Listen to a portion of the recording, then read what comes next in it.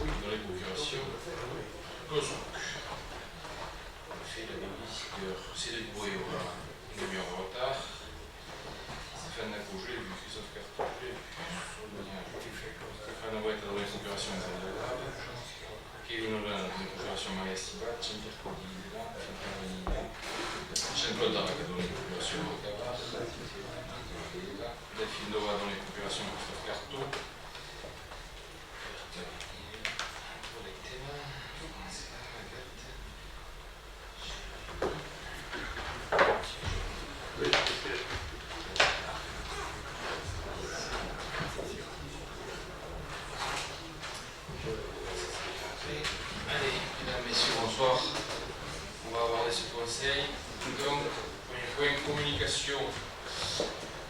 J'ai pas de communication, si ce n'est qu'un point à rajouter à l'ordre du jour, c'est la demande de versement des fonds de concours à la communautaire par la communauté commune.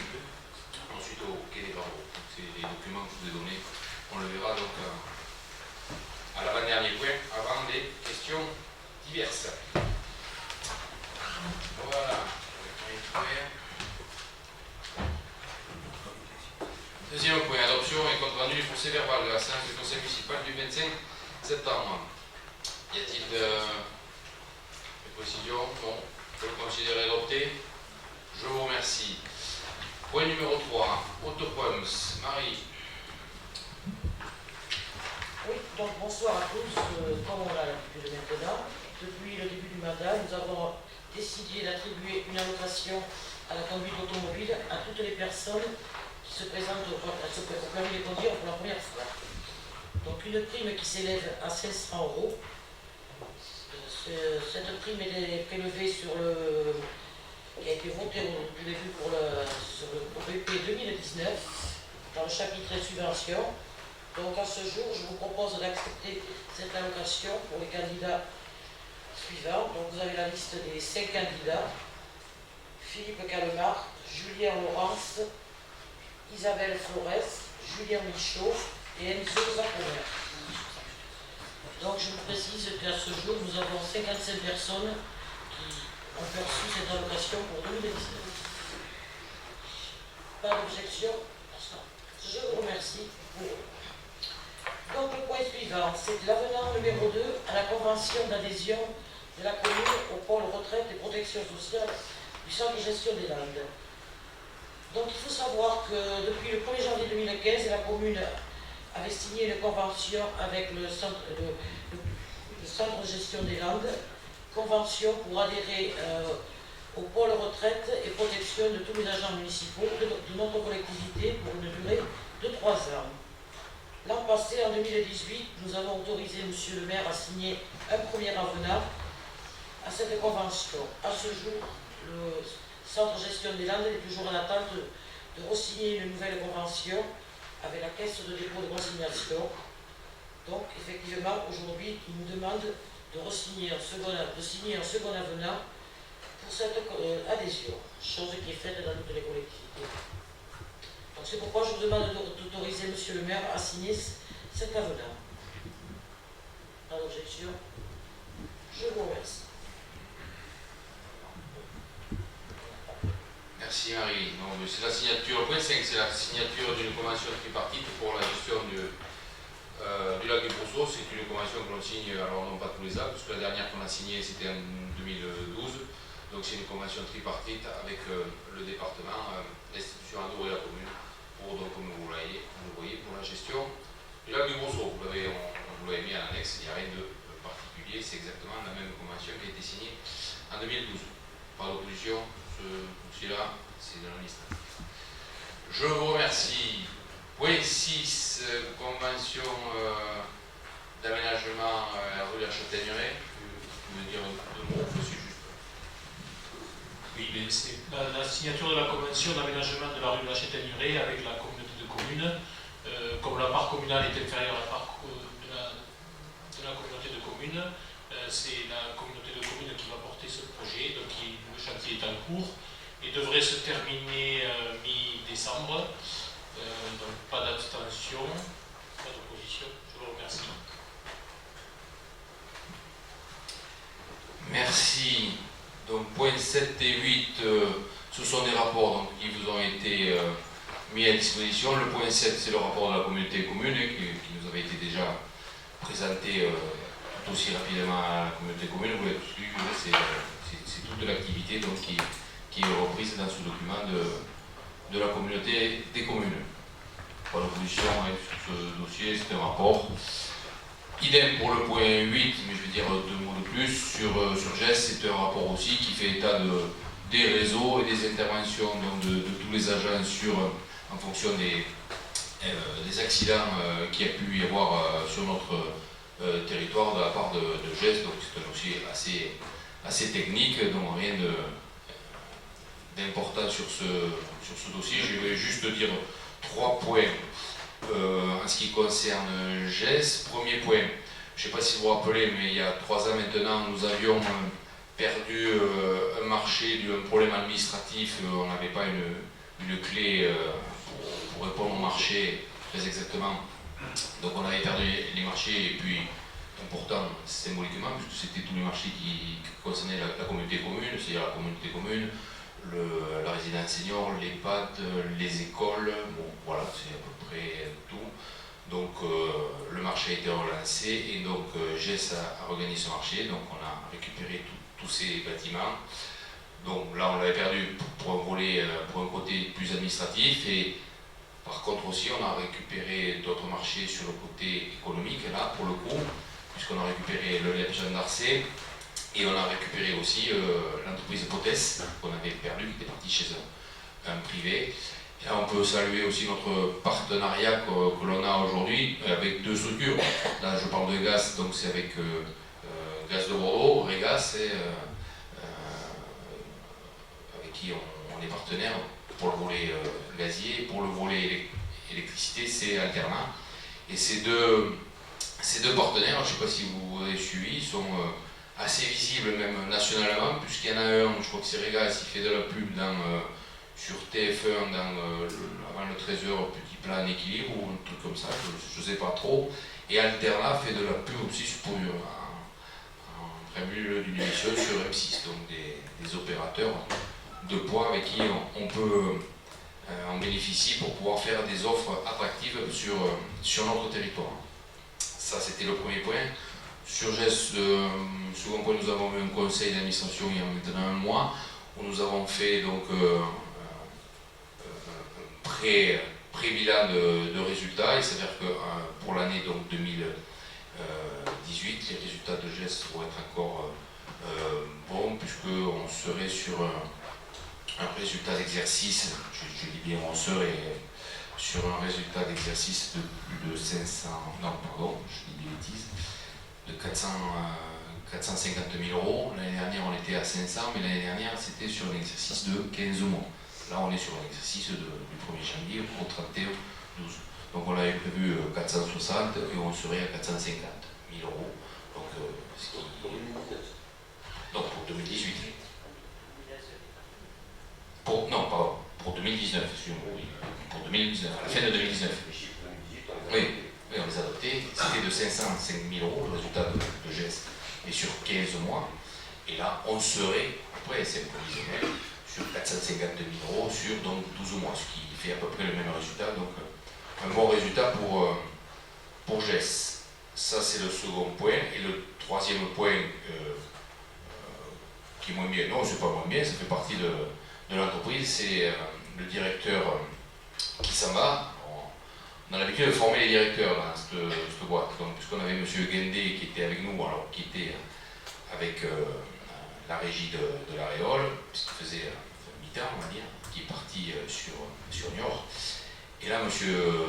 Boa nous quitte pour partir sur une régie, pas très loin, qui est à Mazas, qui est similaire à la nôtre, un peu plus grande, enfin, dans les compétences, puisqu'ils ont, alors c'est l'eau et l'assainissement, ou l'eau ou l'assainissement, je ne sais plus exactement, et qui regroupe donc 2 régies. La régie de Bazas et la régie de Sud-Réole, et ils sont en train de voir pour essayer de se regrouper avec la régie de l'Aréole, qui Sud-Réole s'occupe du rural, pour faire simple, et la régie de l'Aréole s'occupe de l'urbain.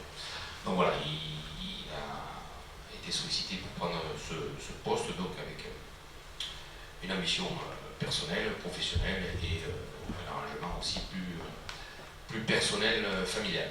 Donc voilà, donc maintenant qu'est-ce qu'on fait? Il nous faut donc un directeur. Donc comme on avait fait dès le départ avec M. Guendé, puisque c'était une association avec la régie de l'Aréole, je me suis entretenu avec le président de la régie de Lannemezan, qui est comme la nôtre, en volume, le bassin de vie de Lannemezan et de la régie est identique au nôtre. Et il se trouve que le directeur, M. Houmou, va partir à la retraite, pas de suite d'ici un an. Donc on s'est mis ensemble pour chercher un directeur commun pour qu'on puisse travailler, donc mutualiser la matière grise, donc mutualiser un directeur. C'est en cours et ça va être finalisé puisque vendredi, dans 2 jours, je suis à la maison toute la journée pour faire des entretiens. Nous avons 5, 6, il y en a un 6e qui s'est inscrit, 6 candidats donc pour gérer la régie de des scènes, je dis régie, mais ce sont des scènes, et la Lannemezan aussi, pour la gestion des 2 scènes, d'Aire et de Lannemezan. Voilà, donc on verra vendredi. Sur le papier, il y a déjà 2 candidats qui semblent avoir toutes leurs chances, mais on en saura un peu plus vendredi soir. Voilà. Ce serait un temps ici, un temps là-bas, ou c'est une autre des 2 régies, des 2 scènes qui portent et qui facturent à l'autre? Le principe qu'on a vu avec le président, qui est le maire de Lannemezan, qu'on a vu, ça serait très certainement R qui serait l'employeur du directeur et qui mettrait à disposition à Lannemezan. Donc sur 2 jours et demi ou 2-3 jours, on verra un peu dans le fonctionnement. Sachant que le directeur de Lannemezan est là pendant 1 voire 2 ans. De faire un tuilage sur les 2 structures. Parce que, pour information aussi, le directeur de Lannemezan est déjà sur 2 régies, mais alors lui il est bien plus loin parce qu'il est sur Lannemezan et sur Carmaux. Je ne sais pas si vous suivez situé, donc c'est très éloigné, mais sur Carmaux ils ont déjà recruté quelqu'un pour remplacer M. Houmou, donc c'est pour ça qu'avec Lannemezan on s'est regroupé pour avoir ce directeur commun. Voilà pour les... Pendant en attendant que l'autre soit à la retraite, il sera à R à plein temps. Non, il sera aussi à Lannemezan. Non, c'est le... Ah oui, d'accord. C'est le deal avec Lannemezan qu'il le prendrait aussi. Mais en même temps que... En même temps que... Donc, en attendant que notre directeur soit là. Oui. À Lannemezan, puisque tu dis qu'il a voilà. un an de... Ouais. On doit le ficeler, mais Oui. sur le principe, c'est écrit comme ça. Voilà. C'est dit comme ça. Voilà. Nous, on aurait 0,5 directeur, et Lannemezan, on aurait 1,5. 1,5. Enfin, pas 1,5 parce qu'il est à moitié. Il est à moitié Lannemezan déjà. Ah oui, donc ils en ont mis 1. Donc voilà. Et en attendant qu'il arrive, comment ça se passe? En attendant, c'est avec les cadres en place et l'ensemble des agents et moi-même qui assurons le... Mais alors, M. Bourra est toujours là, pour vous dire, il sera avec moi à l'entretien des candidatures. Donc, M. Bourra, alors il n'est plus là, il est à Bazas, mais à chaque fois où les agents et les cadres ont besoin, il a toujours le téléphone et le mail. Voilà, j'étais encore eu au téléphone cet après-midi. Ça, il est encore un petit peu présent, si on a besoin. Et d'ailleurs, même pour les gens qui étaient au conseil d'administration, on avait même le dirigeant, le nouveau directeur de Régas Gaz de Bordeaux, qui nous ont assuré qu'on pouvait compter sur eux si on avait eu une demande quelque part. Voilà pour GES. Je n'ai pas le droit de participer au vote du rapport en tant que président, le GES Marie. Donc nous allons procéder au vote afin de constater la délibération de ce dossier. Donc je vous propose le vote. Est-ce qu'il y a des... Pardon. Est-ce qu'il y a des abstentions? Est-ce qu'il y a des oppositions? Je vous remercie bien. Oui, vous gardez le mot. Ah pardon. Bon, d'accord. Alors, je continue pour le point 9. Donc le point 9, c'est le rapport annuel 2018 en ce qui concerne la SARL VK Camping, donc qui constate l'exploitation du camping municipal Les Ombrages de la Tour.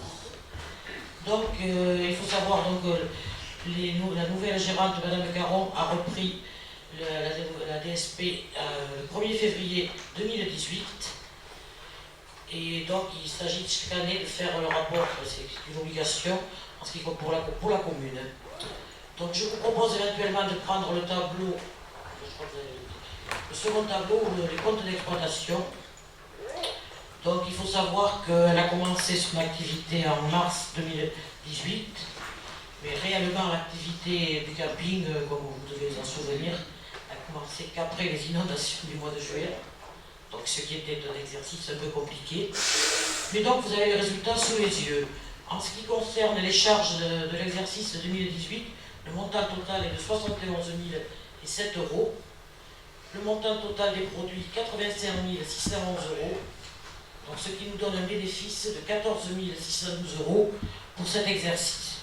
Ce que je crois qu'on peut considérer quand même convenable, puisqu'effectivement, elle a eu quelques difficultés au démarrage.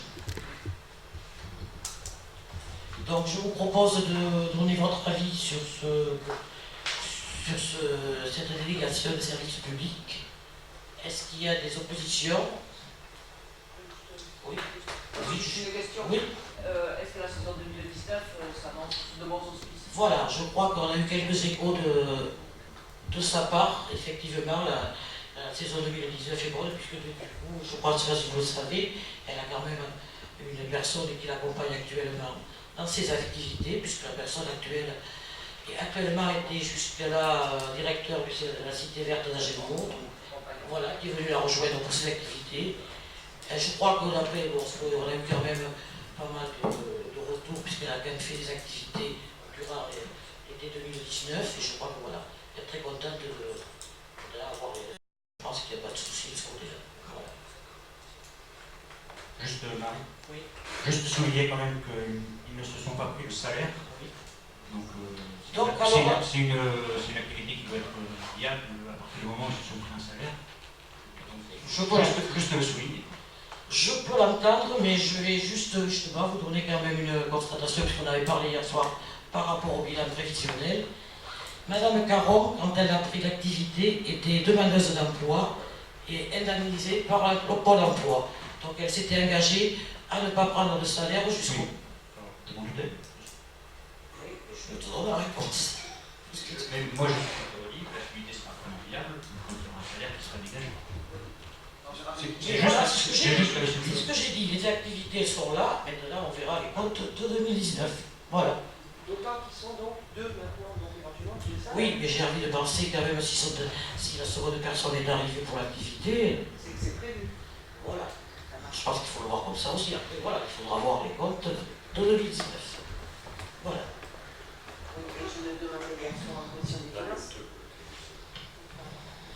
Pardon. Oui, je le demandais hier soir en commission des finances, donc ça reflète un peu le prévisionnel qu'ils avaient donné ou pas, parce que voilà. Oui, donc voilà, effectivement, pour répondre à ta question d'hier soir, effectivement, le montant des produits était un peu plus élevé. Ils avaient prévu 89 000 €, on sera 85, et du coup le montant des charges également était un peu plus élevé puisqu'il était à 75 604 €. Donc je pense. Donc c'est, oui, l'autre c'est. Voilà, c'est Au provisionnel, professionnel, ils ont tenu. dans le cadre de la DST. Voilà, très bien. Merci. Après la candidature. Oui. Donc, par l'opposition, je vous remercie. Merci Marie, c'est vrai qu'on a un camping dynamique, plusieurs groupes parce qu'on l'a édité. D'ailleurs, ils ont été mis à l'honneur dans un mensuel sur l'hébergement de plein air. Décision, ouais, un grand un mensuel où il y avait, donc sur ce mensuel, je vais y arriver, les ombrages de la Dour, un petit camping dynamique, avec tout ce qu'ils ont fait ou qu'ils allaient faire. Voilà. Donc ils ont été mis à l'honneur par les professionnels par rapport à la réussite de ce camping et de leur investissement. C'est vrai qu'ils essayent aussi de faire énormément de choses et d'activités pour fidéliser bien évidemment les campeurs, mais aussi pour faire de l'animation sur notre territoire. Sur le contentieux du camping, de la piscine, c'est donc les anciens gérants nous avaient écrit par voie de leur avocat. Nous avons répondu par notre avocat et le service juridique qui nous accompagne. Et depuis, on n'a aucune nouvelle. Ils n'ont ni répondu, donc ça fait plus d'1 an maintenant. Donc c'est silence radio, je veux dire. Donc, voilà. Point 10, attribution et versement. Alors là, je vais laisser la parole à Jean-Claude qui va nous faire le point 10, 11, 12. Oh, tu vas même aller bien plus loin. C'est pour toi. Bonsoir à tous. Je vais vous mettre au vote plusieurs attributions de subventions. La première est le contrat d'objectif pour les associations sportives. C'est une subvention globale de 3 000 €. Je vous propose de voter les sommes suivantes. Donc 833,33 € pour le canoë-kayak, 500 € pour l'avenir à Turin athlétisme, 83,33 € pour l'UCAB, le cycliste Air Barcelone, 166,67 € pour l'avenir à Turin tennis, 500 € pour la Violette à Turin gymnastique, 80,33 € pour la Violette à Turin Nyon taille, 666,67 € pour le Torecal Budo et 166,67 € pour la Boule à Turin. Y a-t-il des oppositions? Des abstentions? Merci pour eux. Autre subvention pour les frais de déplacement que nous avions augmenté vu les distances qu'effectuent à l'heure actuelle les associations sportives, et même en augmentant, on est très très loin des frais engagés par les associations. Mais bon, donc nous avions une enveloppe de 5 000 € qui a été répartie de la façon suivante. Donc 227,14 € pour l'avenir à Turin rugby, 816,73 € pour le canoë-kayak, 859,57 € pour la Violette à Turin football, 688,95 € pour l'avenir à Turin athlétisme, 28,28 € pour l'avenir à Turin tennis, 2063,15 € pour la Violette à Turin gymnastique, 209,18 € pour la Violette à Turin Lyon taille et 107 € pour la Boule à Turin. Y a-t-il des oppositions, des abstentions? Je vous remercie. Subvention suivante qui est pour la formation encadrement, donc c'est une subvention de 2 000 €. Donc il est alloué 549,80 € à l'avenir à Turin rugby, 156,15 € pour le canoë-kayak, 433,52 € pour la Violette à Turin football, 49,31 € pour la Boule à Turin, 811,21 € pour Air Rando. Des oppositions, des abstentions. Merci. Ensuite, là, ce sont des versements de subventions exceptionnelles. La première, c'est pour le comité des Landes de cyclisme, pour le Tour des Landes dont R a organisé le départ et l'arrivée. C'était la 3e étape donc, du Tour des Landes. Le comité des Landes de cyclisme demande une subvention de 1 500 €. Y a-t-il des oppositions?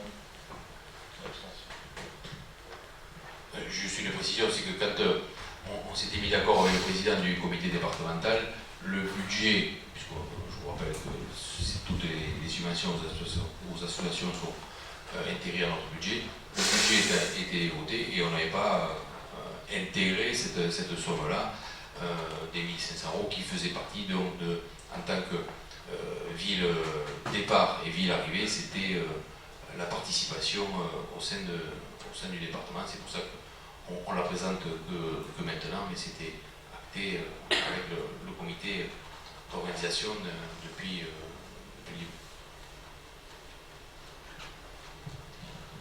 Ensuite, nous avons l'attribution d'une subvention municipale exceptionnelle pour la Société nationale d'entraide de la médaille militaire.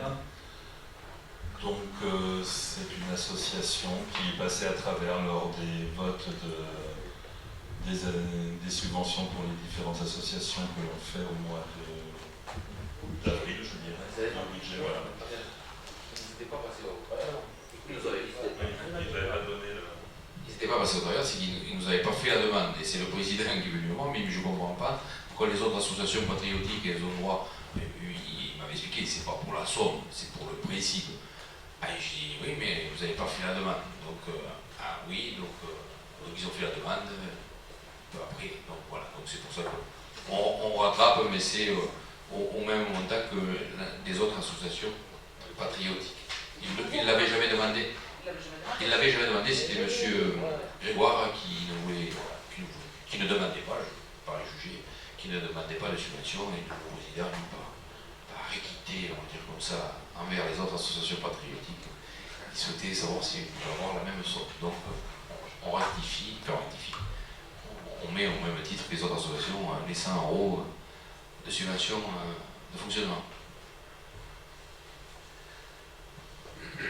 Pas d'opposition, pas d'abstention, merci. Point suivant, l'attribution et versement d'une subvention municipale exceptionnelle à l'association Eterno Fantigno.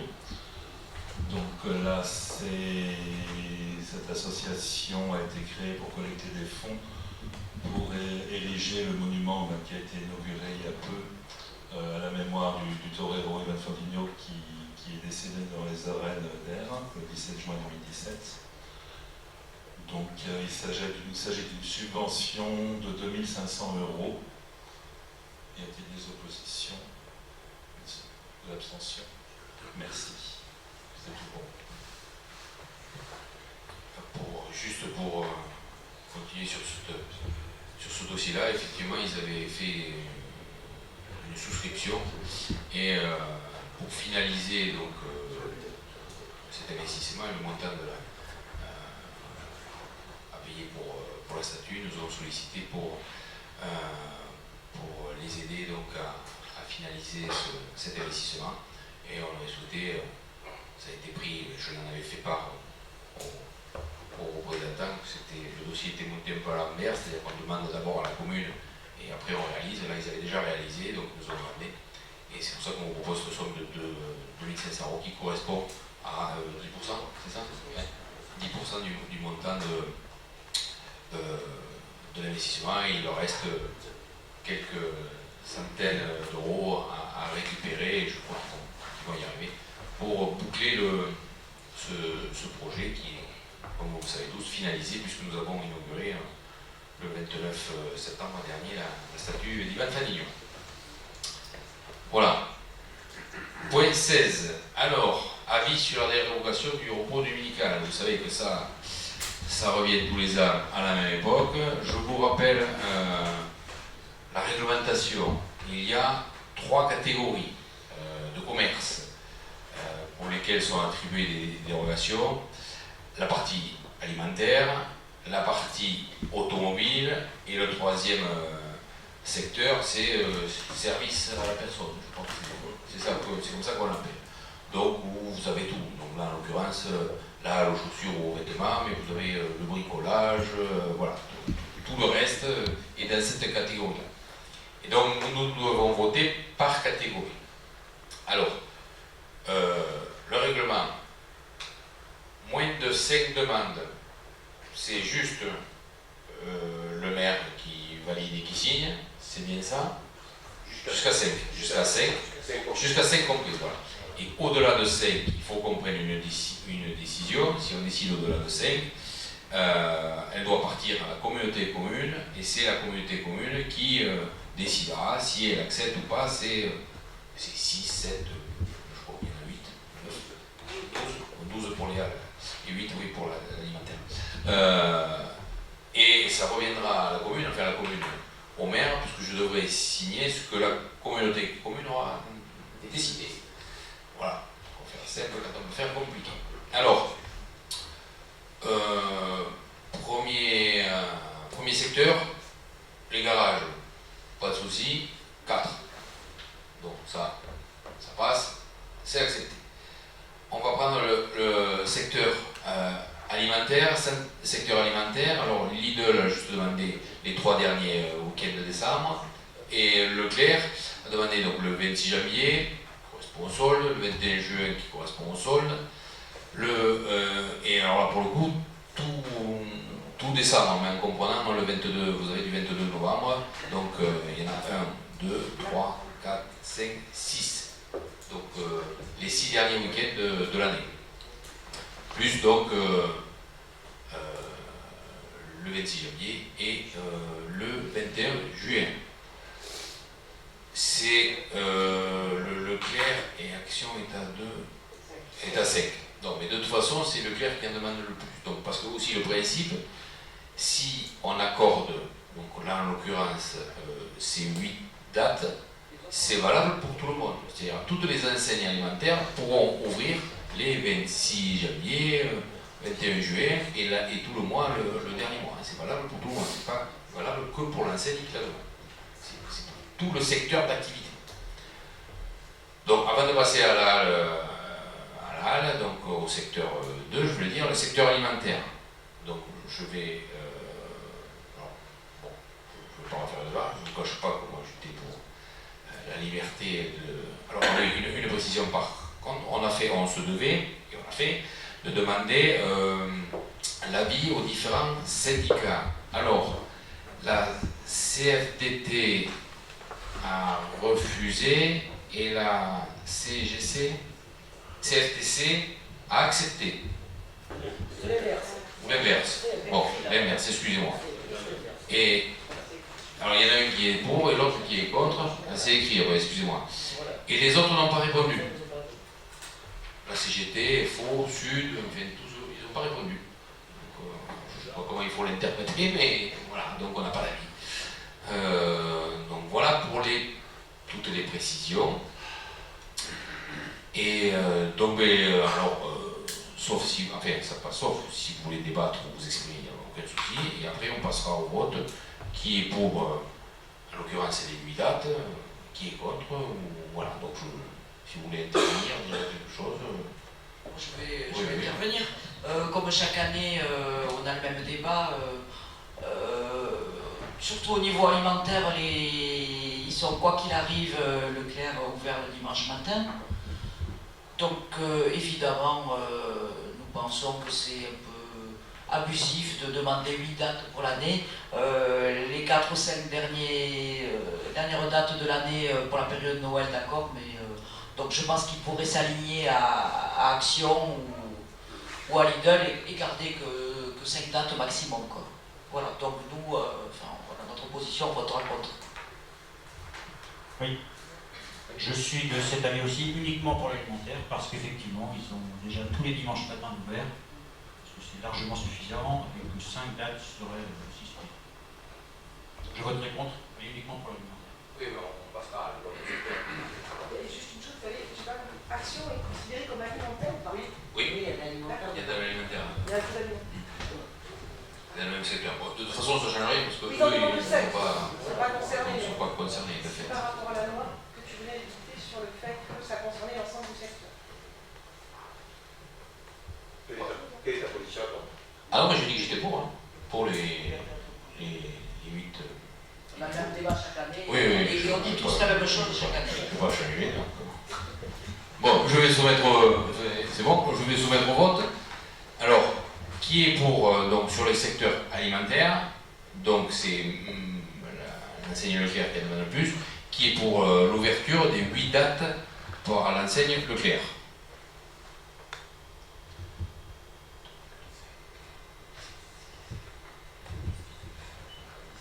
« 11. Alors, les procurations, donc procuration participation, Marc en a une. Moi j'en ai une. Marie. Un Claude. Donc ça fait 3 de plus, 4 de plus. Voilà. Oui. Qui est contre? 1, 2, 3, 4, 5, 6, 7, 8.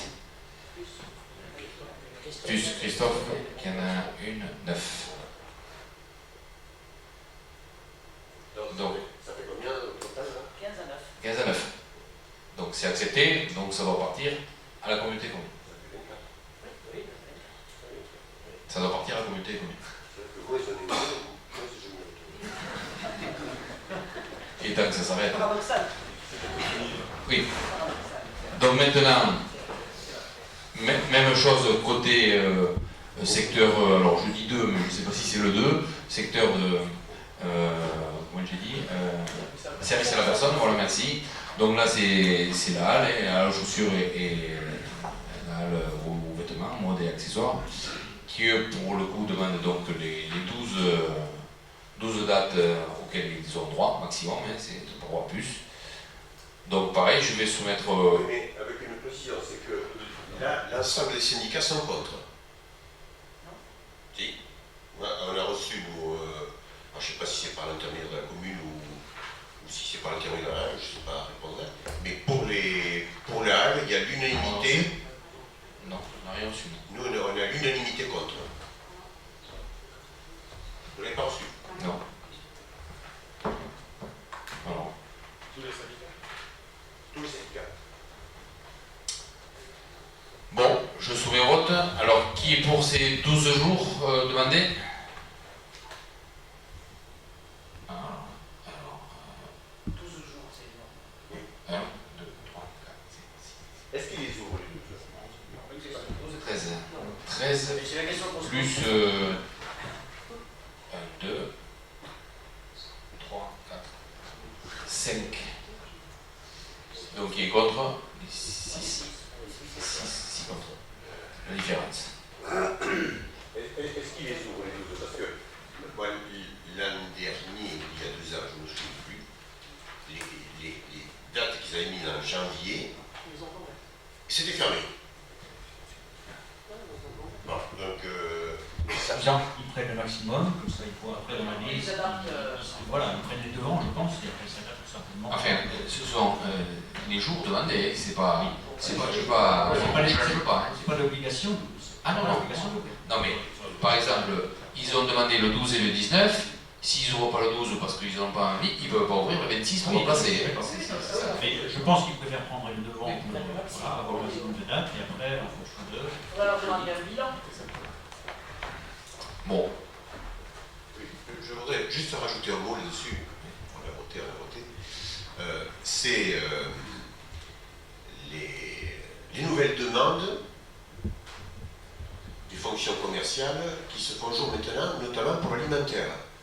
Vous avez vu ça au niveau national, c'est que maintenant, non seulement il y a des demandes qui peuvent aller jusqu'à 12 dimanches par an, et voilà maintenant qu'ils demandent, que la Fédération nationale alimentaire, je ne sais pas comment on l'appelle exactement, demande que ça puisse rester ouvert la nuit.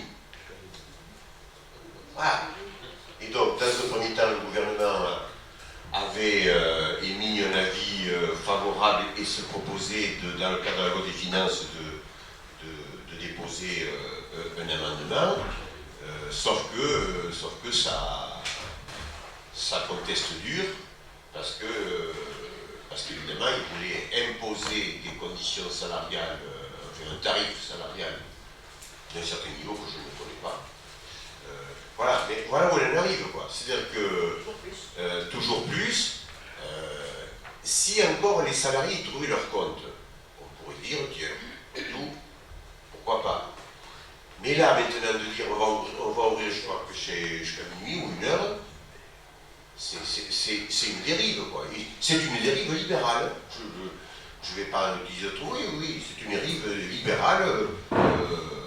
Au nom de la sacro-sainte liberté, voilà, on donne la possibilité maintenant d'aller commercer jusqu'à 11h du soir, minuit, etc. Bon, et il faut arrêter ça, il faut arrêter. C'est la faute du consommateur. c'est la faute du C'est ce que consommateur. je dis, hein. S'ils le font, Non, mais- c'est parce que. Si le commerçant n'a pas de client, il va pas payer. Mais c'est évident. Mais je ne mets pas en cause une catégorie, là, qu'on s'entende bien. Mais le principe de cette dérive, moi, mérite une condamnation, quoi. Bon, voilà, c'est tout. Je pense que... C'est surtout dans les grandes villes, ça. Pardon? C'est surtout dans les grandes villes. Oui, mais bien sûr, c'est pas elle qui va ouvrir chez lui, non. Mais... Les gens qui travaillent tard. Enfin, ça a toujours existé que les gens travaillent tard, hein? Ça a toujours existé.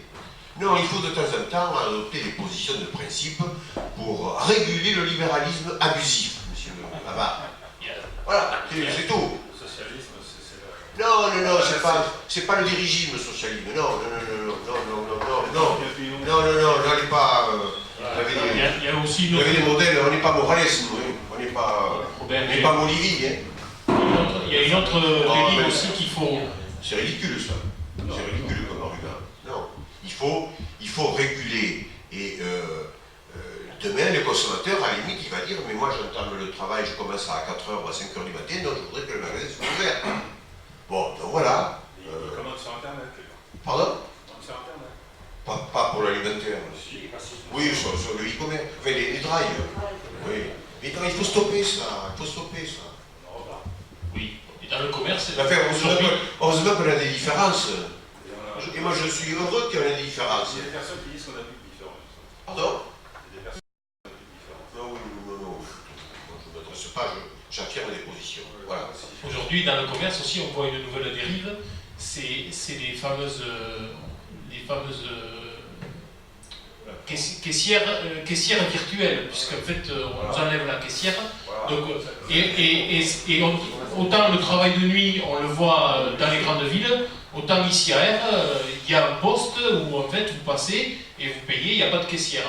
Donc moi, en tant que client, je me refuse à passer à cet endroit-là parce que ça fait une perte d'emploi et en fait, on est là aussi en tant que consommateur pour éviter ces dérives parce que voilà, donc quand il n'y a pas de caissière, moi je passe pas et je n'achète pas les produits. Très bien, bon, mais là on se rapproche, là. On se rapproche, il y a que Havard qui vit pour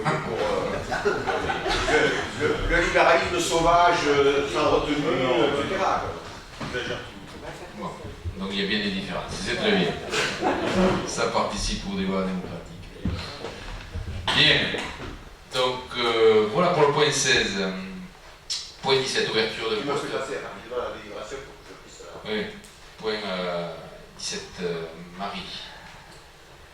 Oui, donc le point 17, c'est l'ouverture d'un poste d'adjoint technique. Donc c'est par rapport à la mutation de M. Aguerre-David, qui a demandé donc une mutation à partir du 1er décembre 2019.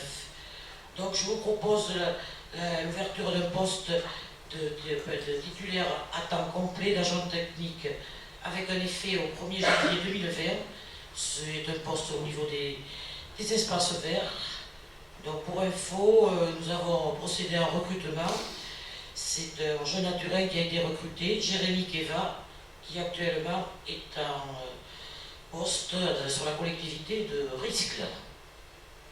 Et donc je rajoute une anecdote.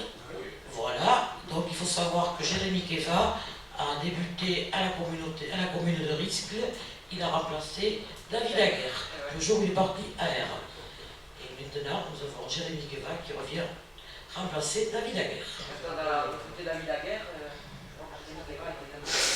Voilà, mais en plus, bon, il faut savoir que Jérémy Keva a fait les stages professionnels au sein de la collectivité d'Air avant. Voilà. Pas d'objection? Il a la satisfaction. En général, les Jérémy donnent la satisfaction.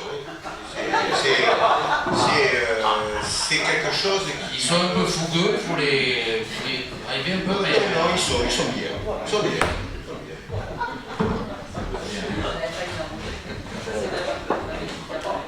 Bien. Allez, point 18, cession d'un lot, lotissement communal Les Chênes. Donc c'est une vente de terrain, donc il nous restait 11 lots. Donc là on vous propose la cession d'un lot, donc vous voyez, Madame Buisson pour un montant total de 32 298 €, donc conforme aux 42 € le mètre carré. Donc c'est une première vente. Nous avons, alors tout s'enclenche bien pour ce lotissement, puisque nous avons une promesse d'achat, de signer. Donc on ne passe à session quand le permis de construire est déposé. Pour l'instant, on n'a que la promesse d'achat pour un second lot, et on aurait un troisième lot qui serait intéressé, enfin, quelqu'un serait intéressé pour un troisième lot. Donc voilà, donc on espère que les ventes puissent se succéder, et c'est vrai qu'on a fait le point à la commission des finances. C'est vrai qu'on disait qu'au niveau d'air, il y a de la demande, il y a des ventes, alors essentiellement des maisons certes, mais vous voyez là des terrains à bâtir, et je crois même chez le privé, puisque alors c'est le Claude Mestade, non, si je crois que c'est ça, non c'est pas ce nom là, je sais plus, bon, au niveau de Mestade, ils ont quasiment, au rond-point, ils ont quasiment fini, je crois qu'il en reste qu'un, mais je crois qu'il y a quelqu'un, monsieur Dupuis, bon, voilà. Donc il est plus cher, il était aux alentours des 50 €. Il y a eu du 48, mais il y avait du 52 ou 54, donc voilà. Donc il est plus cher que l'an prochain. La rue s'appelle la rue du Camp de Mestade et ça s'appelle les Prés de Mestade. Voilà. Pas d'opposition pour vendre cette parcelle de terrain. Je vous remercie. Allez, point 19, Claude. Nous restons dans les ventes toujours. Donc il s'agit de coupes de bois, essentiellement de pin. Alors vous avez la pièce, comment dire, le programme sous les yeux. Dans les 3 premières parcelles, c'est au bois d'air, route du Haut-Bas. Il s'agit d'éclaircies de pin, c'est une première éclaircie. Et le dernier, c'est le coupe rase. Alors c'est ce qu'on appelle le bois du curé, c'est pelle du curé, voilà. Donc à Pouet, hein. Donc là il s'agit de faire une coupe rase. Pourquoi? Parce qu'il manque beaucoup de pain, il manque peut-être la moitié. Enfin, bon, ça, il y a eu plusieurs aléas ou plusieurs dégâts, bon, les sapins de Noël, les maillades, il y a eu le feu, tout ça. Donc l'ONF nous propose carrément de le raser et de le replanter d'ici un an ou deux quand les souches seront sèches. Voilà, donc il faut prendre acte de la proposition de l'ONF qui nous demande de leur donner, disons, de leur confier la vente.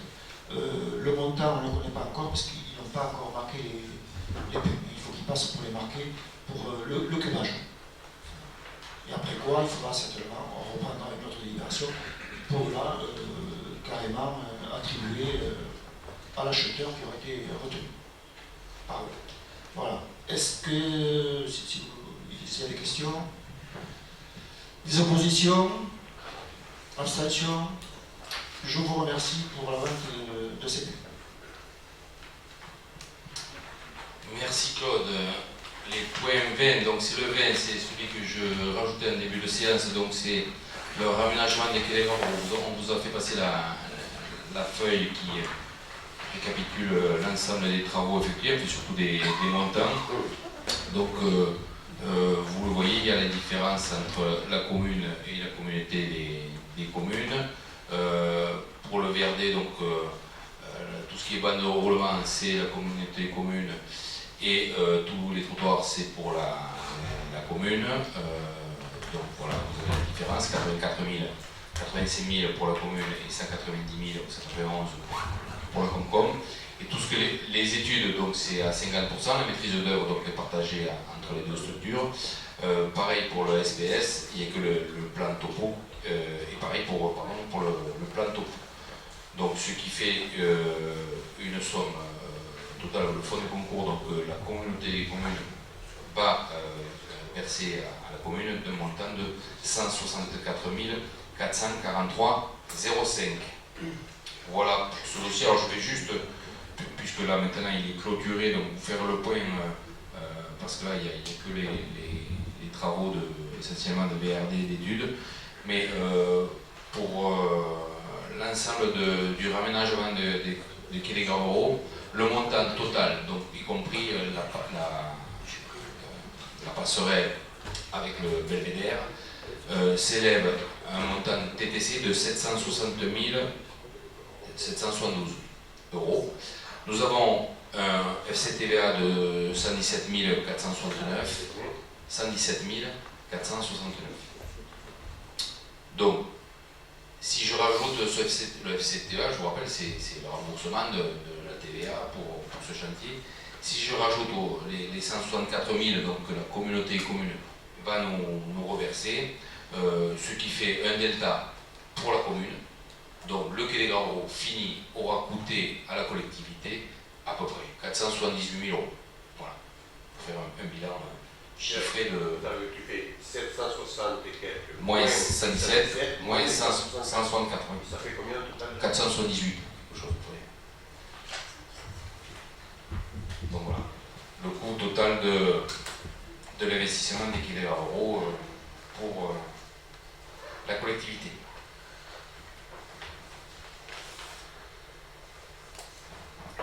Bon, pas d'opposition, pas d'abstention. Bien, eh bien on va passer au dernier point. Alors, avant de commencer les questions diverses, oui, j'ai été vendredi au détour de surfer sur internet. Je suis allé sur le site de Média 40 ici présent qui annonçait donc la séance du conseil municipal avec la photocopie de l'ordre du jour, très bien, mais j'ai été un peu interpellé, je dois vous l'avouer, par le titre R, les questions diverses devraient animer la fête du conseil municipal. Alors je me dis, mince, alors la presse est déjà au courant des questions diverses, donc comme on est en période préélectorale, je dis, ça sent le piège, donc on va bien voir. Donc je vais lancer les questions diverses, mais avant, je vais commencer, comme ça ira plus vite. Donc moi je laisserai à Paulette le soin de parler de la course anglaise et de la réunion. Et le second point, c'est par rapport au budget participatif. Donc on est nombreux à avoir déjà voté, soit de nous-mêmes par internet, soit en bas. Certains l'ont fait, des élus communautaires, certains l'ont fait donc l'autre jour en séance du conseil communautaire. Donc pour ceux qui ne l'ont pas fait, mais j'invite aussi l'ensemble de nos concitoyens à aller voter, donc soit par internet, soit en bas à la mairie, aux heures d'ouverture donc de l'état civil. Vous avez en bas le recueil avec toutes les demandes et vous aurez tout le loisir de voter. Je vous rappelle qu'il est impératif de voter pour trois dossiers. Si vous ne votez pas pour 3 dossiers, le bulletin est nul.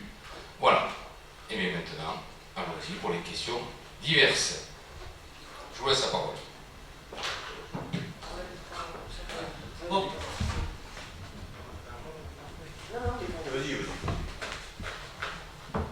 Donc je voulais juste faire un petit point parce que par rapport aux travaux de la rue Méricane notamment, on a vu en commission urbanisme tous les travaux, mais ça c'est une rue qui nous inquiète particulièrement et malgré l'épisode pluvieux qu'on a eu ces jours-ci, les travaux n'ont pas pris de retard et donc le chantier devrait bien sûr toujours au conditionnel, on ne sait jamais, on peut avoir encore un épisode pluvieux qui arrive pareil, devrait se finir à la mi-décembre par les enrobés. Voilà, donc ça c'était le premier point. Le deuxième point, je voulais juste faire vous parler du parking du lycée Gaston Crampe qui a été fait donc cet été. C'est un projet, donc c'est notre DST qui a fait ce projet, qui en a été l'architecte puisqu'il a fait les plans, il a fait l'appel d'offres, il a fait le travail pour faire l'appel d'offres, il a suivi le chantier, et donc je voudrais le féliciter parce que c'est une belle réalisation et les gens se le sont bien accaparés puisqu'ils l'utilisent et c'est un investissement qui était intéressant pour la ville d'Air-Soiseau. Voilà. Allez, donc allez-y. Oui, Vincent, justement sur la rue René Méricane, là moi je m'interroge parce que bon, moi je passe tous les jours et donc maintenant ils ont délimité là où il va y avoir les trottoirs et donc en arrivant donc de l'Embeille ou en arrivant donc des arènes, là cette route va être ne va pas être à sens unique, on est bien d'accord. Oui, elle est à double sens. Elle est à double sens. Donc du rond-point Oui. de Mestade jusqu'aux arènes. De toute façon, Voilà. la continuité Donc de la maintenant, route. avec la délimitation des trottoirs, on a vraiment du mal à se croiser. Oui, non, mais en fait, c'est un aménagement qui est. Donc, c'est les techniciens qui le font. En fait, il y a un système de chicane qui fait que les voitures vont se croiser et il y aura largement la place de se croiser, mais c'est fait pour faire ralentir les véhicules pour éviter les problèmes accidentogènes. On est en zone urbaine, donc voilà, ça fait ralentir. Ça, j'ai bien compris, mais les chicanes, à mon avis, elles vont être occupées par les voitures des gens qui habitent là, ils vont se garer là, non? Non, mais en fait, il y a des emplacements de parking. Et en fait, aujourd'hui, le problème pour se croiser, c'est qu'en fait, les bordures en béton ont une partie où on roule dessus, puisqu'en fait, c'est le caniveau. Seulement aujourd'hui, on roule à côté du caniveau, puisqu'en fait, il manque la bande de roulement, la bande d'enrobé. Donc en fait, on perd 20 cm, voilà, une vingtaine de centimètres de chaque côté de route, donc on a du mal à se croiser. Mais in fine, on pourra largement se croiser puisqu'on a une largeur de voie qui est à plus de 5 mètres, au minima à 5 mètres, donc à 5 mètres, deux voitures se croisent, deux camions se croisent en faisant très doucement, mais les camions n'ont pas grand chose à faire sur cette route maintenant, donc voilà, c'est... Ok. Non, voilà, parce que... Pas goudronné, c'est trompeur. Oui, tant que les enrobés ne seront pas faits, c'est vrai qu'on a l'impression que la route, elle n'est pas large, qu'elle est dangereuse. Mais je voulais aussi rappeler aux gens qui y passent que vous avez des panneaux route barrée. Oui. Non, mais je voulais le rappeler. Ils sont sur le côté, donc... Non, mais vous entravez... Enfin, nul n'est censé ignorer la loi. Hein. Donc, le code de la route nous interdit, quand il y a marqué route de barrée, de passer. Il y a une tolérance pour les riverains. Alors, si tu je me considère comme riverain, puisque je passe là pour aller au boulot, donc... Et autre chose, quand il y a marqué route barrée, si tu as un accident, c'est à tes risques et périls, ton assurance ne marchera pas. Ben, j'ai bien fait de parler. Je m'en fais me taire en fait. Non, mais enfin non, c'était... Oui. Non, mais je sais, mais le panneau barré, il est tellement de l'autre côté que c'est plus barré du tout, oui, je peux te dire. Voilà. Il faut que les ouvriers du chantier puissent accéder au chantier aussi. Oui, bon, pas bouger le panneau à chaque fois. Bon, j'ai tort, donc. Ok. Donc, tant que j'ai le micro, je vais donc parler de... Ouais, je vais rajouter sur Méricam. Moi, sur Méricam, c'est pas tellement ça moi, qui me préoccupe. C'est sur la baisse assez conséquente du nombre de places de stationnement pour les riverains de la rue. C'est que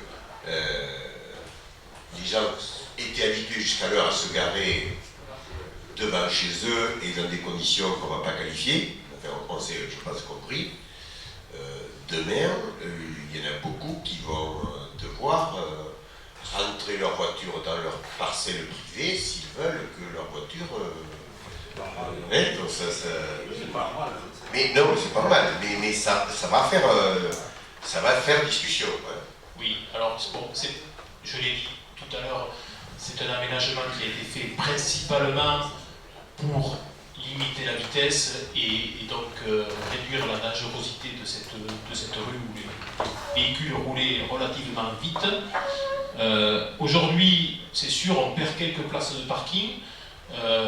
Alors, il y a 4 places de parking arrêt minute qui ont été créées au niveau de Saint-Louis et de Jeanne d'Arc. Là où autrefois il y avait des voitures qui passaient, qui étaient en permanence garées, donc aujourd'hui ça pour aller commercer en ville à Aire-sur-Adour, en plus des zones bleues qui sont à la place Général Lieu, ça va aider aussi le commerce. Le parc municipal n'est pas loin. Après, sur la rue Méricam de la place Saint-Louis, la place Général, enfin oui, de Saint-Louis, on va dire, jusqu'au croisement des arènes, il y a 30 emplacements de parking qui seront bien marqués, parce qu'avant, les gens se garaient à la vache comme je te pousse, donc voilà, ils se garaient un peu n'importe comment. Donc là, il y aura des emplacements bien réservés, et donc ils pourront se garer. Il y a 15 places de prévues aussi de la rue des Arènes jusqu'à la place de Mestade. 5 places sur la place de Mestade et un arrêt bus et un arrêt camion. Bien sûr, il y aura des voitures sûrement garées sur l'emplacement camion. Donc, il va y avoir de la place de parking. C'est sûr qu'on va en perdre quelques-unes. Après, l'aménagement fait aussi que les gens pourront rentrer et sortir de leur propriété privée facilement. Donc, en fait, aujourd'hui, c'est ça qui est compliqué parce que souvent, ils se retrouvent avec des gens garés devant leur sortie, donc ils ne peuvent pas rentrer leur voiture et la peur de ne pas pouvoir sortir parce qu'il y a une voiture garée devant chez eux. Donc aujourd'hui les aménagements sont faits pour que les gens puissent rentrer leur voiture dans leur propriété privée. Donc on peut espérer que ça ne pose pas vraiment de problème pour le stationnement dans cette rue.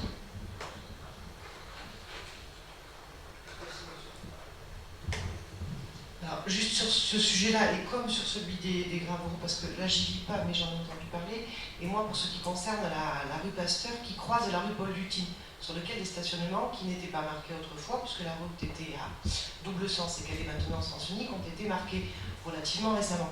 On voit que le problème, c'est pas les stationnements qui sont, marqués au sol, c'est le civisme et le savoir-vivre des gens.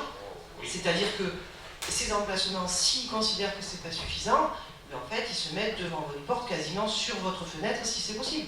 Donc ça, je veux dire, on ne l'évitera pas, quels que soient les emplacements qu'on va tracer au sol. Par contre, effectivement, si on réduit le nombre de stationnements, on s'expose à ce genre de comportement. Ça, c'est sûr. Et il faudra, malheureusement, je pense, faire la police. Enfin, là, il y a des bordures. Non, mais il y a des bordures hautes qui sont créées devant les entrées de chaque particulier. Et en fait, c'est une espèce d'avaloir, quoi, en fait, juste pour le particulier qui va rentrer chez lui, dans son portail. Donc, en fait, il y aura, ça sera compliqué de se garer devant le portail. Il y a des bâtonnets, de toute façon, qui sont prévus. Alors, les bâtonnets ne sont prévus que pour les passages piétons, pour le PMR. Donc, en fait, il n'y a pas de plot. Mais c'est des bordures hautes, oui, c'est des bordures hautes pour les entrées de voitures. Le PMR, il se situe où, s'il te plaît? Le PMR. Tu viens de parler du PMR. Oui, en fait, il y a des plots, à chaque passage piéton, il y a 4 plots pour délimiter en fait, l'entrée et la sortie du passage piéton. Je croyais que tu voulais dire qu'il y avait des emplacements déjà spécifiques pour les personnes à mobilité réduite. Non, il n'y a pas eu d'emplacement handicapé. Il n'y a pas d'obligation d'en mettre, sauf si dans la rue il y a des riverains qui ont une carte. Oui. Alors il y a un riverain qui nous a demandé, qui n'a pas la carte handicapée, mais qui est âgé, qui nous a demandé s'il pouvait avoir une place de parking un peu moins enfoncée par rapport au trottoir. Donc en fait, cette place de parking sera un peu rehaussée, mais elle ne sera pas marquée PMR, puisqu'en fait, voilà, il n'y a pas d'obligation. Elle ne sera pas du tout aux normes, puisqu'elle ne sera pas assez large. D'accord, merci. Bon, donc moi je vais vous parler un peu de la course andaise. Donc vous avez tous lu et entendu que la course andaise aujourd'hui a des problèmes. Donc je vais résumer vite fait. En 2018, on nous a annoncé que la fin de la dérogation pour les règlements des cotisations URSSAF, ça serait, l'affaire aurait lieu le 31 décembre 2018. On a obtenu, grâce à nos élus parlementaires, une dérogation pour cette année 2019 pour pouvoir encore l'appliquer. Il faut savoir qu'aujourd'hui, donc, on l'a dit en communauté des communes, une course simple verse 26 € par personne à l'URSSAF, et les concours et autres manifestations versent aujourd'hui 69 € par personne, donc à l'URSSAF aussi. Donc tout ça, ça va être supprimé. Et on a quand même évité le pire, puisqu'on nous avait indiqué qu'on serait rattaché au régime général. En fait, on a réussi, enfin toujours nos élus, nos parlementaires, ont réussi à ce que la course andaise soit rattachée au régime des fédérations sportives, ce qui est sûrement un moins de mal, mais ce qui quand même aujourd'hui va poser pas mal de soucis financiers pour les clubs, parce que ça va être quand même voire 2 à 3 fois plus cher que ce que nous réglons aujourd'hui, et surtout des problèmes administratifs, puisqu'il faudra faire des bulletins de salaire, des déclarations d'embauche, enfin tout ce qu'on fait en social dans une entreprise. Voilà, aujourd'hui nous sommes donc une petite fédération. Ça touche, la course andaise touche 250 clubs, à peu près 150 pratiquants. Autour de ça, il y a quand même une vie économique, puisque bon, les Ganadères en vivent, les comités des fêtes, même si ça leur coûte cher, ne voient pas comment on pourrait faire des fêtes dans nos villages sans la course andaise. Donc aujourd'hui, il faut se battre pour essayer d'obtenir un assouplissement à ce régime des fédérations sportives. Déjà sur le coût et aussi surtout sur le plan administratif pour essayer de limiter un peu tout ce qu'on va nous demander en charge administrative. Donc un collectif intégrant toutes les parties prenantes de la course andaise a été créé. Donc les acteurs, les comités, les ganadères, la musique, enfin tout ce qui tourne autour. Ce collectif a le soutien de la Fédération française de la course andaise et donc elle organise samedi à Mont-de-Marsan à 10h une manifestation donc, sur la ville de Mont-de-Marsan et devant la préfecture pour essayer de faire en sorte qu'on soit entendu. Donc le plus nombreux on sera, mieux ce sera. Donc aujourd'hui je fais appel, je pense qu'ici autour de la table, même si vous n'aimez pas peut-être la course andaise ou si vous ne l'appréciez pas trop, vous aimez quand même nos traditions et je crois que le Sud-Ouest a besoin de ces traditions. Hein. Donc la course andaise en fait partie. Donc moi je vous invite à rejoindre ce mouvement samedi, de le dire autour de vous, pour qu'on soit le plus nombreux possible pour essayer d'obtenir donc des résultats positifs. Parce qu'il faut savoir qu'aujourd'hui, nos écarteurs ont posé le boléro au lendemain du championnat de France et depuis ne l'ont pas repris. Et ils ne le reprendront pas si nous n'avons pas gain de cause. Donc ça va être très préjudiciable et bon, ouais. Donc je compte sur vous pour nous rejoindre. Hein. Donc tu peux rappeler, c'est samedi. C'est samedi, donc départ à 10h des arènes à Mont-de-Marsan. Rendez-vous sinon à 9h devant les arènes, il y aura donc un casse-croûte je crois, enfin bon, et puis une mise en place. Ici sur R, donc le club Adel Pabon va partir en délégation, on va dire, à cette manifestation. Si ça vous intéresse, on va partir vers 8h30 donc, du parking du club, là-bas aux anciens abattoirs. On peut faire du covoiturage, voilà, si la population est intéressée et si voilà, on peut s'arranger et être le plus nombreux possible, je me répète. Voilà, je remercierai ici la communauté des communes qui lors de sa dernière réunion, a eu l'idée de faire une photo donc, dans les arènes de tous les élus du canton. Xavier, tu n'y étais pas, mais je suis sûre que quand même tu soutiens à fond la course andaise.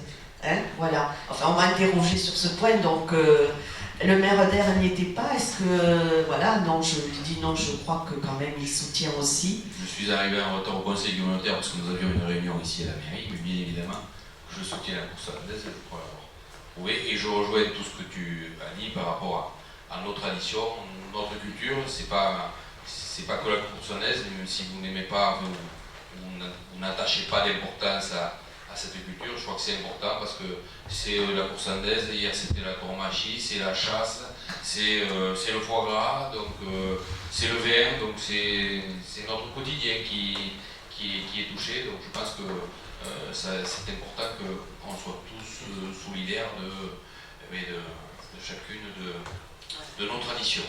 Donc moi aussi je vous invite bien évidemment à venir nombreux samedi matin à Mont-de-Marsan. Voilà. Bon, merci beaucoup de votre écoute et de votre participation, si c'est le cas. Merci. Question suivante. Alors moi, c'est pas une... Enfin, si, c'est une question. Nous avons donc eu le compte rendu d'activité du camping. Nous étions habitués, c'est obligatoire dans la DST, nous étions habitués tous les ans, je crois que ce n'est pas obligatoire, à avoir le compte rendu de la piscine. Or, depuis le mois d'avril 2018, où nous avons eu le compte rendu de l'année 2017. Donc nous n'avons jamais eu le compte rendu de l'année 2018, ni celui de l'année 2019. Donc Delphine ne s'occupe plus de la piscine, donc est-ce que comme elle s'en occupe plus personne ne peut le faire? Je vais te parler que de 2019, puisque 2018, j'y étais pas. Enfin, j'y étais pas. J'étais élu, mais pas en responsable d'eux. J'attends juste de quelques dernières pièces pour boucler. Donc ça devrait se faire, je pense au prochain conseil, je ferai un compte rendu de la piscine 2019. Il n'y aura pas de compte rendu 2018. Bon, on va retrouver des chiffres et on fera peut-être un comparatif 2018-2019, mais je ne te le promets pas. D'accord. Si je peux, je le fais. Parce qu'on s'était bien habitué, c'est pour ça. Mais,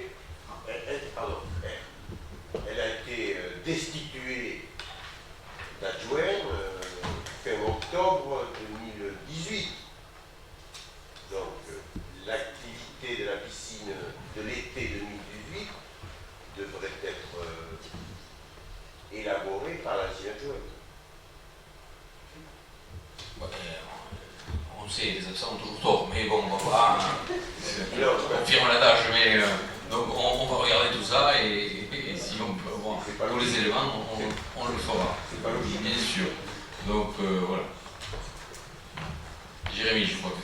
Oui, juste une question. Au dernier BP, nous avons voté une somme qui était destinée à la réalisation d'une étude concernant la maison des associations. En arrivant en fin d'année, je veux juste savoir si cette étude avait été lancée, où est-ce qu'elle avait été lancée, où est-ce qu'elle en était, tout simplement.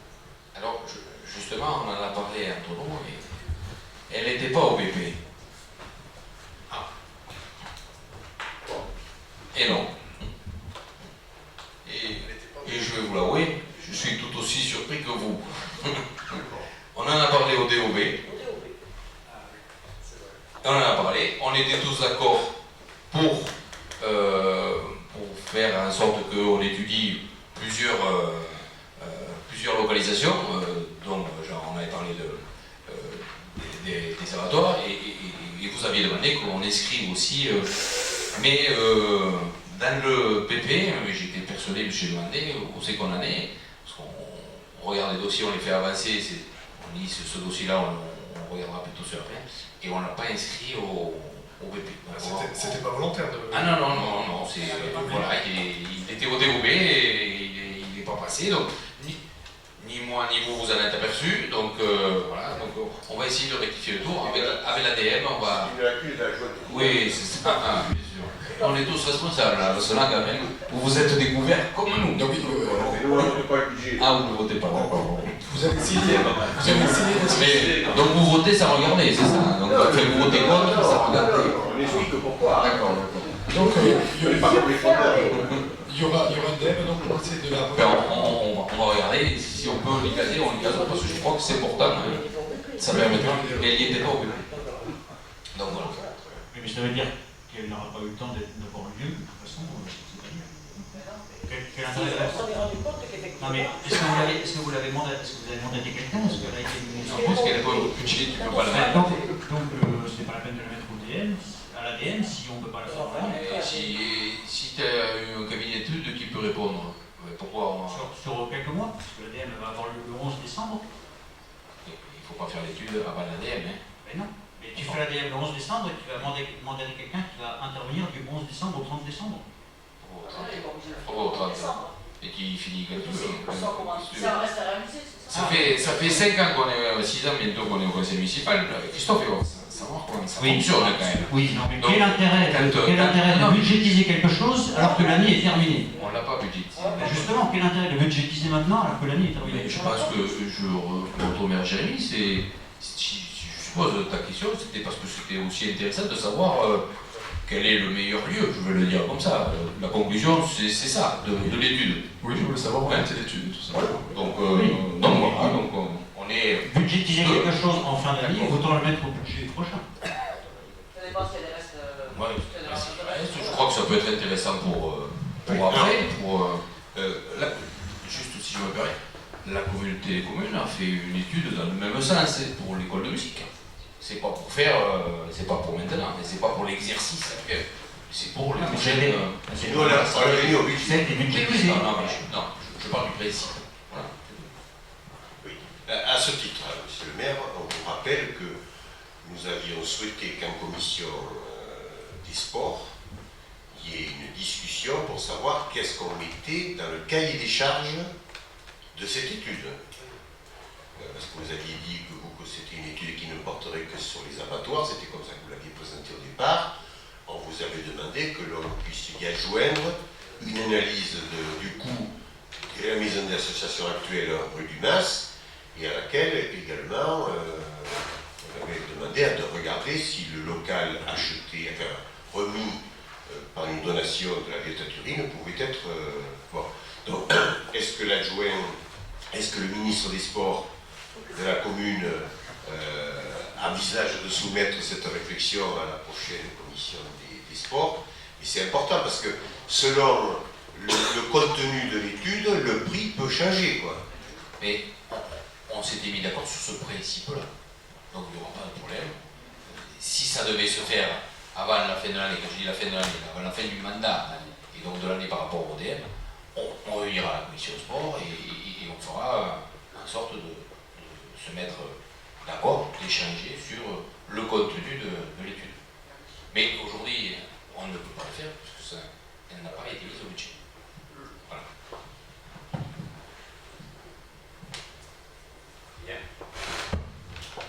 Avez-vous d'autres questions? Oui, oui, je voulais revenir sur l'Assemblée Générale du Comité des Fêtes de vendredi dernier, où on a appris que le feu d'artifice allait être déplacé au lundi soir, et où tu as dit que c'était une décision de la municipalité. Qu'est-ce que tu appelles la municipalité? Ah. Voilà. Florence a répondu, l'exécutif. Alors, de quoi il s'agit? Pour présenter les choses comme il se doit, on sait qu'au sein du comité des fêtes, qui est dynamique, suite à une année un peu particulière entre, comme on le disait communément, les anciens et les nouveaux, il y a eu une année où c'était... ils travaillaient ensemble, ça s'est pas très bien passé, il faut le souligner, et c'est vrai que par l'intermédiaire du président, il le sait que je lui ai déjà dit, il y avait une certaine animosité ciblée avec Paulette, il voulait même la virer du comité des fêtes. Donc, et que si j'ai pu louer, le comité dans son sens de fédérer, ce qu'ils ont fait avec énormément d'associations, il y avait beaucoup de méfiance, je vais peser mes mots, avec le club Adèle Pavon, et c'est pour ça que dès l'année dernière, voyant que le conflit naissait, il fallait essayer de déminer, passez-moi l'expression, j'avais sollicité le club Adèle Pavon pour leur demander s'ils n'étaient pas en capacité d'organiser le concours l'année. Chose qu'ils ont acceptée, et c'est comme ça que ça s'est passé, c'est pour ça que le concours l'année aujourd'hui est organisé par le club Adèle Pavon. Et pour insister sur le fait que moi aussi j'aime la course hollandaise, et j'aime que notamment la course hollandaise, en l'occurrence le concours hollandais AR, soit de qualité et soit bien, comme tous les spectacles, quels qu'ils soient au sein de la ville d'Air, parce que ça fait parler de la ville, et comme je l'ai dit au conseil municipal, je salue encore une fois tout l'investissement du club Adèle Pavon qu'ils ont mis pour la réalisation de ce concours donc en 2019, qui n'a pas été dû à la fréquentation, on peut invoquer beaucoup de choses, et dû au spectacle dans l'arène, n'a pas été à la hauteur de l'investissement des adhérents du club, mais ça a été une belle réalisation. force est de constater que depuis 7 ans, tu as dit, Paulette, 7 ans à peu près, 7 ans c'est organisé le vendredi, et alors, soit la pluie, soit quand elle a lieu, ça se passe pas très bien.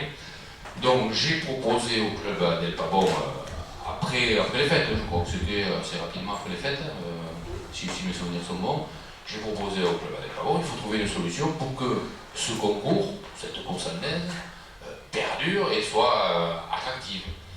Donc en discutant le vendredi étant apparemment une mauvaise date, j'ai proposé au club d'El Pavón, il m'a dit mais si vous voulez, on peut la faire le lundi. Parce que c'était comme ça autrefois, je n'ai rien inventé, hein, c'était comme ça avant. Donc c'est un retour à ce qui se passait avant. Et donc voilà, donc j'ai demandé à Paulette qui s'est renseignée auprès de son association, auprès des granadaires, auprès des toreros pour la faisabilité. Ils m'ont répondu que oui.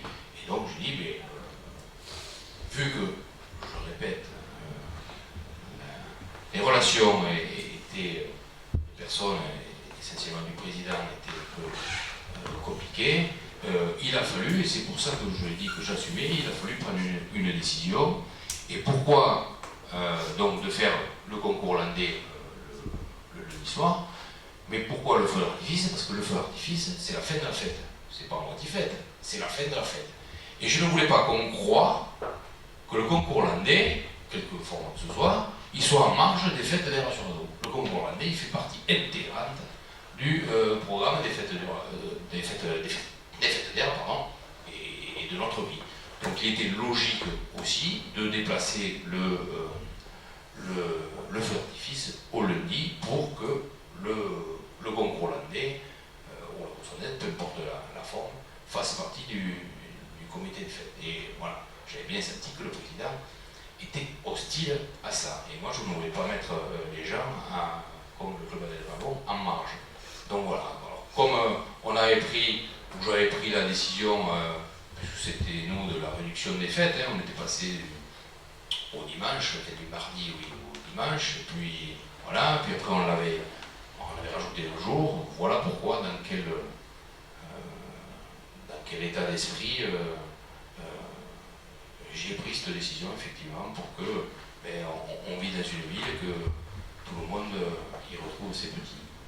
Alors, pour en avoir parlé à Paulette, on peut avoir ce débat, le problème c'est qu'on ne l'a pas eu.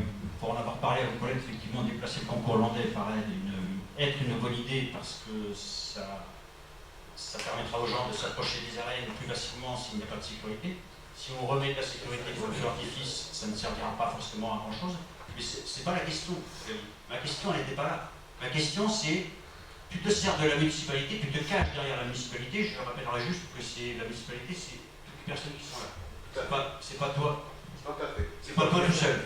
Donc, tu sais que le comité des fêtes n'est pas d'accord, donc tu te caches, tu prends une décision, et après tu te caches derrière la municipalité en disant la municipalité a décidé que. Non. Non, j'ai dit j'assume. Non, tu as dit c'est une décision municipale, tu as dit. C'est repris dans le journal. Xavier, tu as dit que c'était une décision municipale. On était plusieurs autour de la table, et je t'ai entendu, et je ne suis pas le seul à t'avoir entendu. J'en ai après parlé aux membres du comité des fêtes ou au conseil d'administration, qui ne sont pas d'accord avec toi. Mais ne te cache pas derrière la municipalité. Si tu prends une décision tout seul, tu la prends et tu l'assumes tout seul. Alors je l'assume, M. Carteau. Oui, voilà. Mais la prochaine fois, tu diras en conseil d'administration ou en assemblée générale du comité des fêtes. Ah, mais plutôt que de te cacher derrière. Je l'ai dit en conseil d'administration du comité des fêtes. Il n'était pas, mais pour l'été. Peut-être pas à l'assemblée générale alors. Bien. Y a-t-il d'autres questions? Oui. Oui. Est-ce que sur ce plan-là,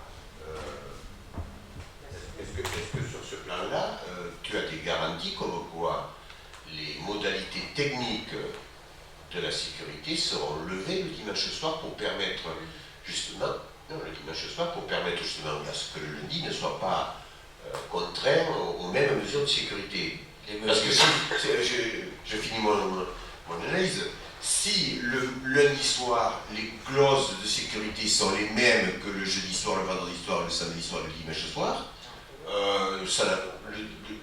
le fait de le déplacer au lundi, ça ne répond pas à ta préoccupation. Les fermetures de la ville ne concernent que le vendredi et le samedi.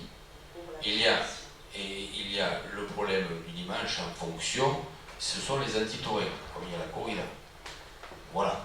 Et il y a effectivement, pour le feu d'artifice, mais là, c'est de mon propre chef, je vais le dire, il y a 3 ans maintenant, je pense qu'il n'y avait pas besoin de mesures de sécurité par rapport à la ville, mais quand on voit le monde, et un peu plus de 3 ans, parce qu'il y a une Nice derrière, quand on voit le monde qu'il y a sur le pont, et je dis, s'il y en a un qui a envie de s'amuser, et je le mets entre guillemets, vous aurez bien compris le mot, mais il va faire un strike. Et c'est pour ça que, quand j'étais sur le pont, et ça m'a choqué, je veux dire comme ça, parce qu'il y avait eu Nice juste avant, donc j'avais sollicité la sécurité pour dire non mais pour le dimanche fête, pour le feu d'artifice, qui était passé le dimanche, et il faut fermer le pont parce que c'est pas possible, sinon on peut être sujet à... Mais il n'y a pas d'obligation dans la demande de dérogation, parce que tout ça c'est pour avoir la dérogation de l'heure supplémentaire à 4h du matin. Donc c'est vendredi soir et samedi soir. Et le dimanche, c'est la corrida, ça dépend des antitourins.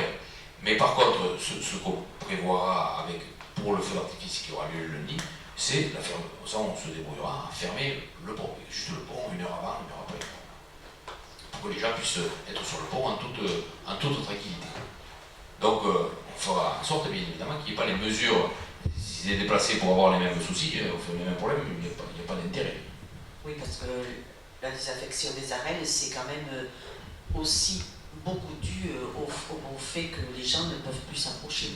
Quand ceux d'Agetmo qui viennent de par là sont obligés de s'arrêter au cinéma, oui, on peut comprendre, voilà.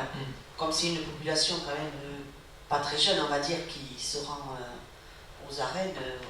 Mais là où je rejoins la population, enfin, nous tous, qui ne comprenons pas, c'est que nous, on a ce système de sécurité, on peut l'entendre, et puis quand vous allez au championnat de France, à mon sens, vous vous garez devant les arènes, quoi. Donc il y a du monde au championnat de France, et il y en a, heureusement pour eux, plus qu'au concours landais d'air, mais bon... Mais à R, il y avait 4000 personnes aussi, et on n'a pas eu l'année dernière, et on n'a pas eu c'est pour ça. Les mêmes mesures de sécurité qu'on a pour les fêtes d'air, quoi. Mais comme je l'ai expliqué au comité des fêtes, c'est vrai qu'on est la première grosse fête, on est assez regardé, voilà, scruté, ils nous demandent de la sécurité plus, mais les forces de l'ordre local remontent régulièrement l'information comme quoi à Aire-sur-Anour, on fait les choses en bonne et forme en matière de sécurité, on essaye de faire en sorte que l'ensemble des festailles soient accueillis dans de bonne sécurité, mais on leur demande aussi, non pas de la souplesse, mais qu'ils comprennent certaines choses. En parlant de souplesse, je crois que c'est là-dessus qu'il faudra jouer sur cette notion de fermeture de la ville, quelle que soit l'heure à laquelle il faudra fermer. Parce que par expérience, sur Saint-Sever, alors certes, c'est pas les premières fêtes et c'est peut-être pas les plus grosses, mais le jour de la corrida et le jour du concours landais, les personnes, comme dit Paulette, pas très jeunes ou avec des prothèses de hanche, elles accèdent quasiment aux arènes. Donc, et c'est une semaine après, et ça joue, je pense que ça joue clairement. Et ils ont un système de portail à roulettes qui est peut-être plus facile que les plots, je sais pas. Je ne pense pas que... Je n'en sais rien, on va pas faire le débat ce soir de savoir où on ferme et comment on ferme. Je ne pense pas qu'on sera obligé de fermer la rue des arènes, donc de l'office du tourisme jusqu'aux arènes, oui. Après, le reste laisser libre de part et d'autre à la circulation. C'est sur ça qu'on se battra. Voilà, quand on a instauré le concours le vendredi il y a 7 ans, c'était un peu pour faire ce qui se faisait ailleurs, puisque le concours landais était en ouverture des fêtes à Mont-de-Marsan, à Dax, voilà un peu. Non, c'est celui à la fin, à Agetmo, donc on a voulu faire un peu comme eux. Mais il y a 7 ans, il n'y avait pas les mesures de sécurité qu'il y a aujourd'hui. Il y en avait certes, mais plus light, on va dire. Et et d'année en année, c'est quand même, ça s'est accentué, ces mesures. Et aujourd'hui, ça nous empêche voilà, carrément de... Et c'est pas fini, oui, peut-être le vendredi, le samedi, comme dit Xavier, pour obtenir cette dérogation. Mais je crois que les autres jours, on pourra être plus... Le jeudi, il n'y a pas de problème. La sécurité, voilà.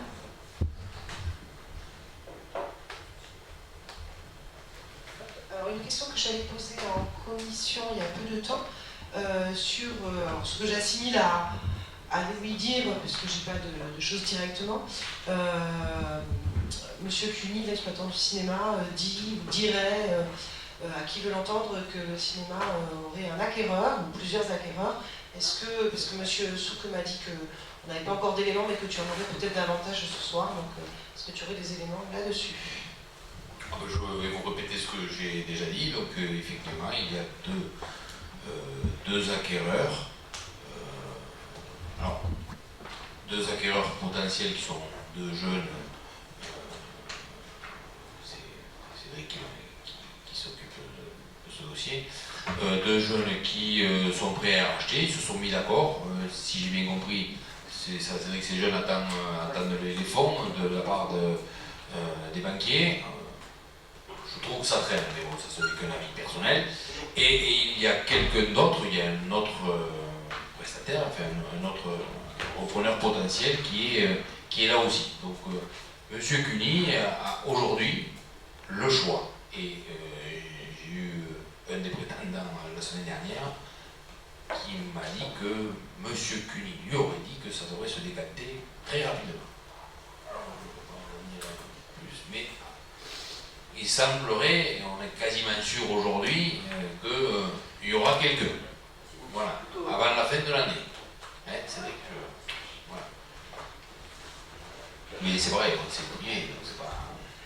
C'est privé, mais c'est vrai que. Non, mais je veux dire, nous, on n'intervient pas dans la transaction, c'est ça que je veux dire. Aux yeux de la population, moi qui s'adresse à moi parce que voilà, j'étais le référent cinéma au lycée, etc., c'était assez désagréable pour moi de ne pas pouvoir répondre alors que je siège dans une commission qui est censée avoir quelques éléments de réponse. C'est pour ça que je me suis permis de reposer cette question. En même temps, oui, c'est privé, mais on sait bien que la mairie a eu quand même une part importante dans la survie de ce cinéma. Oui, d'accord, mais enfin, si M. Cuny m'a dit, écoutez, monsieur le maire, vous êtes bien gentil, mais ça c'est mon problème, et puis j'ai rien à vous dire, écoutez, je vous aurais donné aucune information. Voilà. Oui, on est propriétaire, mais avec oui, juridiquement, effectivement, il est propriétaire du fonds de commerce, donc il négocie le fonds de commerce, mais d'appréciation, il faut que le conseil municipal se prononce, en tout cas, il faut que le maire se prononce, parce que la chose louée, ça relève du maire. Alors, je ne sais pas si dans le cas où il y a... J'aurais le droit de prendre la décision tout seul, alors. Je sais pas, mais s'agissant de quelqu'un qui est propriétaire d'un fonds de commerce dans un bâtiment qui appartient à la ville, je ne sais pas. Il va falloir l'accord du propriétaire pour voir. Mais oui, donc alors, je ne sais pas si ça relève que du seul maire ou de la municipalité, du conseil municipal, mais ce serait bien que tu nous en parles. Je vous ai donné les dernières informations que j'ai eues la semaine dernière. Que tu mettes une condition suspensive. D'accord. D'autres questions? Oui, Jérôme. Dans le micro. Il y a eu deux commissions, une commission environnement et une commission culture, et je n'étais pas convié à ces réunions. Donc, je souhaiterais éventuellement que la prochaine fois, je sois convié. Tu as reçu les mails, je pense. Je n'ai pas reçu. On va vérifier. D'accord. Oui, non, mais ça, c'est une obligation. On va vérifier. Voilà. Aïe, là ça se complique. Bon. Les fichiers ne sont pas à jour. Les fichiers ne sont pas à jour. Vous avez déménagé, non? Alors on va vérifier. Il y a une sélection, on va faire chier. Oh non. Moi, j'ai des gens qui ne me contactent pas quand ils ne viennent pas aux réunions des commissions pour autant. Bon, on va vérifier et on vous dira s'il y a eu une erreur ou... Moi j'ai préféré aller écouter Emmanuel Macron plutôt que Marie Sibat. Mais j'étais au courant, je comprends. Bon, voilà, je l'avais dit à monsieur le maire. J'ai apprécié. Vous êtes excusé. Je tenais Bien. à le faire remarquer. Y a-t-il d'autres questions? Non? Eh bien écoutez, je vous souhaite, je vous remercie. Mais non, c'était pas si animé que ça, donc merci, bonne soirée.